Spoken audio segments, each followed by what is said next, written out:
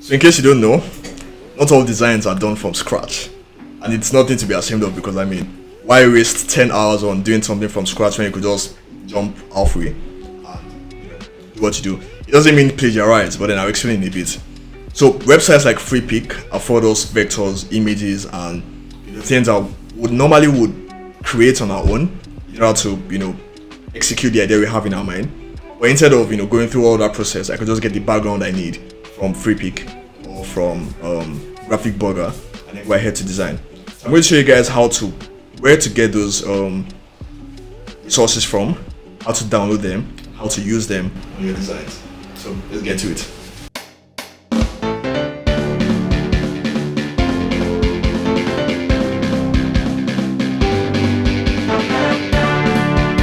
Okay, so we'll be starting from freepik, which is a really good place to get illustrations from. So I'm just going to type a random thing. Let's just say a character.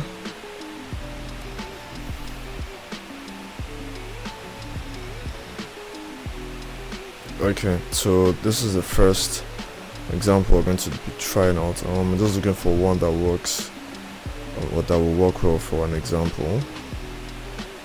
Okay, let's try this guy out. A black guy for a black teacher. Meanwhile, flat top is actually one of my favorite or go-to hairstyles.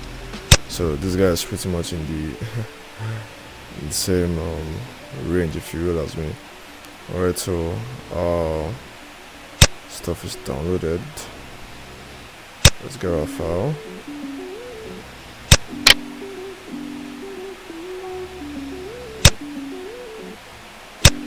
Extract. Great, so or they just open up the Adobe Illustrator file, which is this, not JPEG, not EPS, AI file, Illustrator file.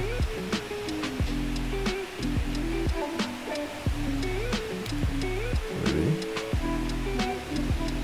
Okay, great. Alright, so up here in Illustrator we get to choose or do a couple things, just to tweak. So with this tool, direct selection tool, I can select specific things, specific objects. So I feel like I probably want to change the color of this shirt to blue. Maybe the brand I'm working on is a blue brand. So what I'll do is I'll just select one and then go up here, hit select, same, and then fill color. So everyone that has the same fill color will be selected. And I'm just going to select a new color here. So let's just try out blue, and boom, change the color to blue, just the way I like it. So I'm just going to use the direct selection tool to select that character standing, and I'm going to deselect. Okay, I haven't selected the background. Alright, so I'm just going to Control C and copy. Then I'm going to open up Photoshop. Okay, so let's create a new document. Let's do 1080 by 1080. So right here we're just going to Control V. So it's always best to import as a smart object, so we can always go back into edit. So let's click OK. Let's resize this. Alright, so here we are. So I can just move this around and use as I wish in Photoshop. And in case I want to change the color or alter the vector in any way, I can just double click and then open up right up in Illustrator, so I can tweak, I can make whatever tweaks I want to make. So for example, I want to blow up his elbow, or actually just totally take out his arm. So if I want to just do this, no idea why I would want to do this. Just a second. Yeah, no idea why I would want to do that, but whatever it is, the idea is just I can tweak and make whatever changes I want, and I can still go in to change the color of whatever I think I want to change. So same fill color, and I can pick brown instead, something like a chinos material. there we have it. So Ctrl A to select all, Ctrl S to save, and it automatically reflects in Photoshop. Pretty amazing. I think another example I'm pretty sure you guys want to learn is getting backgrounds and tweaking backgrounds. So let's just do one more example. Let's get a nice looking background with specific elements or details that we can change. Alright, so here's a nice looking abstract background. Abstract.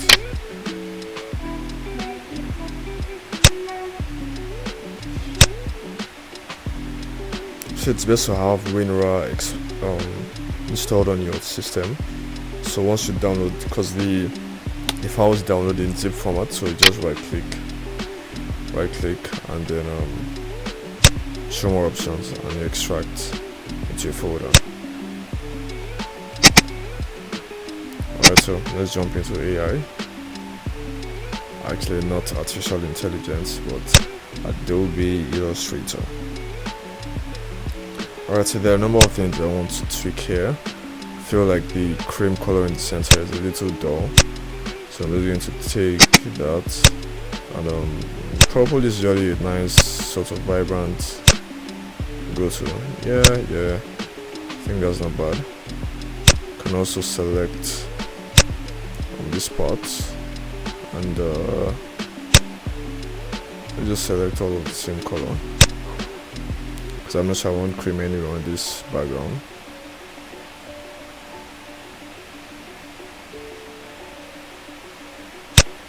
Yep, fill color.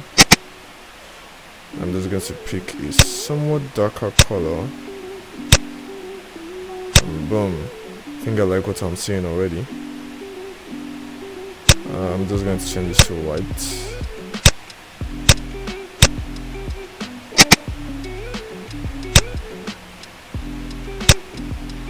Okay, and this to vibrant pink. This is just to have a nice looking vibrant abstract background, as opposed to the sort of dull thing going on there.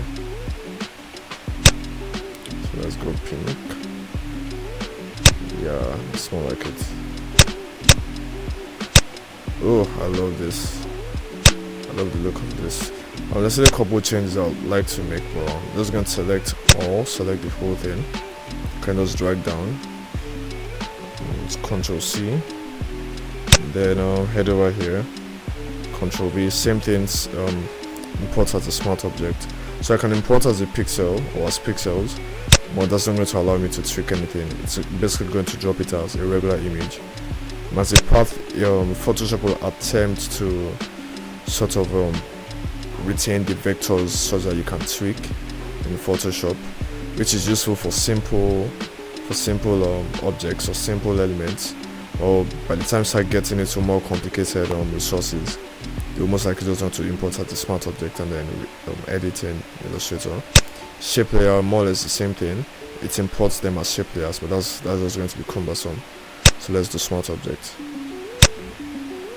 Alright, so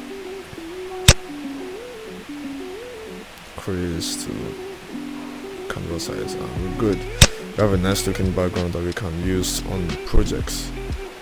So let's just type out something. SOC is great. Definitely going to change the font and color.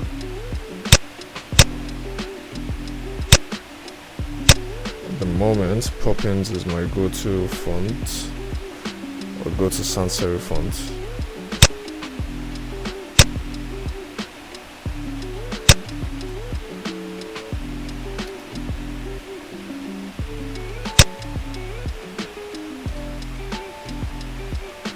Okay. Alright, so we have a not so looking a not so bad looking text on a nice looking background, and there we go. That's how we use or that's how I use vectors for my projects, and that's a walkthrough from freepik or any other resource location to Adobe Illustrator and then to Photoshop or wherever I'm creating something. It could be After Effects, but that's a different workflow, probably another tutorial. So if you'd like to know how that works from Illustrator to After Effects, just let us know in the comment section. Alright, so I know for a fact that I just give you guys some really great tips, you know. I mean, imagine your design game will go from like, I don't know, 70 to 90 now. So yeah, so please make sure to use these resources and, you know, these techniques I've showed you guys. Have fun with it. Don't forget to like, share, subscribe. Recommend our channel to your friends, your creative community, and see you in the next video.